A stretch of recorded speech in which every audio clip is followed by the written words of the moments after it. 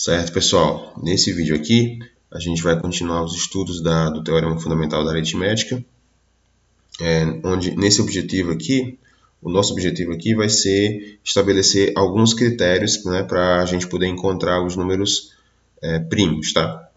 Então, para isso, a gente vai primeiro considerar esse teorema aqui, o primeiro teorema aqui do vídeo.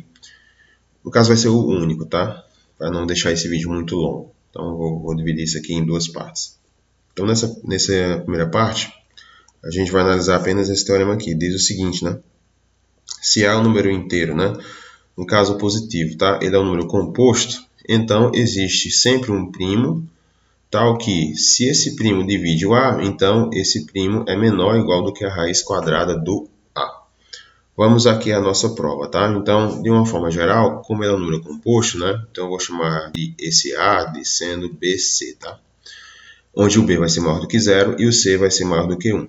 E aí, pessoal, eu vou fazer o seguinte, eu vou considerar aqui no caso que o BC são maiores do que a raiz de A. Isso vai ser o nosso argumento, né, para a gente chegar no absurdo, tá? Então, a ideia é o seguinte, como a gente já sabe que o A é um composto, então o A é nessa forma aqui, né, BC. Como o B é maior do que a raiz de A, então eu vou trocar, né, vai ficar a raiz de A aqui, e o C também, então vai ficar outra raiz de A aqui. Logo, raiz de A vezes raiz de A dá raiz de A ao quadrado, que por sua vez é A. E aí a gente tem um absurdo, por quê? Porque a gente vai chegar nessa conclusão, né, que o A é maior do que o A é maior do que o próprio A. E isso é um erro, tá, pessoal? De fato, isso é uma contradição. E essa contradição, ela veio justamente de onde? Ela veio justamente do fato de que eu levei em consideração que o B e o C eles são maiores do que a raiz de A. Então, nesse caso, o A ele não pode ter divisores próprios maiores do que a raiz de A. Tem que ser menor ou igual. Então, em particular, pelo teorema fundamental da aritmética, ele possui divisores primos, que por sua vez são necessariamente menores ou iguais do que a raiz quadrada do A. Pessoal, o que a gente acabou de provar aqui é algo muito forte, tá? Esse teorema ele é conhecido como o critério, né, o crivo de Eratóstenes, tá? Qual seria o objetivo, né, desse crivo, né? Crivo, né? Estou fazendo uma peneira, né? Essa é a ideia, né? Esse é o conceito, né? A ideia desse crivo é justamente poder auxiliar a gente, né, a encontrar um número primo, né, para saber esse número que eu encontrei aqui, ele é primo ou não. Vamos pegar aqui um exemplo, né, para a gente poder entender o que eu estou querendo dizer, tá? Então vamos pegar aqui o número 223. Esse número aí é primo ou não? Então, para saber isso, né, eu vou pegar então essa ideia aqui, por exemplo, que o 14 ele é menor do que a raiz quadrada de 223. Tá? De fato porque 225 é 15, né? Então, realmente, 14 é menor do que a raiz quadrada de 223. Então, para saber se esse número aí é primo, basta testar se o 223 ele é divisível pelos primos menores do que 14. Então, quais são os primos menores do que 14? 2, 3, 5, 7 e o 11, né? E de fato, né? Você pode testar aí, né? Você está assistindo o vídeo, você pode testar aí e de fato 223, né? Não vai dar certo nenhuma divisão por esses números aí. Logo, 223 ele é primo. Então percebam vocês, né? O alcance, né, desse crivo, né? Óbvio que ele não é o melhor de todos, mas, né? Para começo de conversa ele já é muito bom. Vamos pegar aqui mais um exemplo, tá? Então vejam essa tabela. A gente vai aqui no caso, né, determinar os primos entre 1 e 100.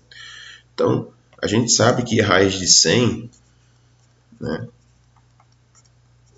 é 10. Então logo basta a gente excluir os múltiplos de 2, 3, 5 e 7. Tá?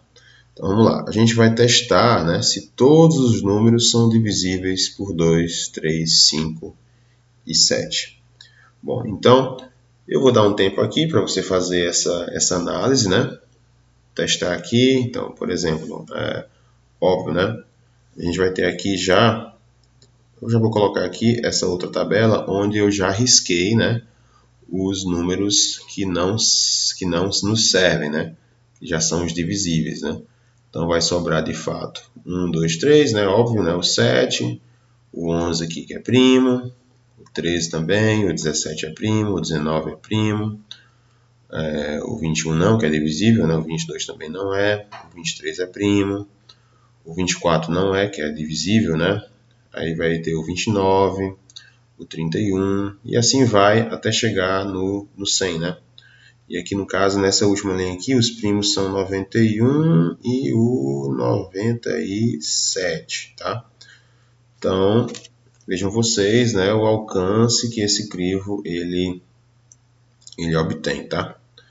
Bom, então, para a gente fechar, né, eu tinha falado que tinha só um teorema, né, mas eu esqueci desse aqui porque é o seguinte, né, esse também é um teorema muito forte, né, que ele fala do seguinte conceito, tá? Uma besteirinha aqui, né, mas é muito importante. Ele fala que o conjunto dos números primos ele é infinito, tá?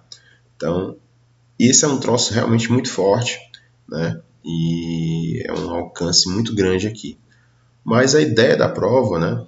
Apesar da importância desse teorema, a ideia da prova em si é algo bastante simples, tá? Então, para a gente poder provar, a gente vai supor por absurdo, tá? Então, ele fala que o conjunto dos primos é infinito, né? Então, eu vou pegar o contrário, né? Então, eu vou supor que ele é finito e aí a gente vai cair num erro, né? Então, a ideia é o seguinte. Então, eu vou supor, por absurdo, que o conjunto dos números primos ele é finito. Se ele é finito, significa que eu posso fazer uma lista, né, de todos os primos, tá? Então, seja P1, P2, Pn, essa listinha, né, de todos os números primos, né? Então, o número, aí o que eu vou fazer? Eu vou pegar um número P, tá?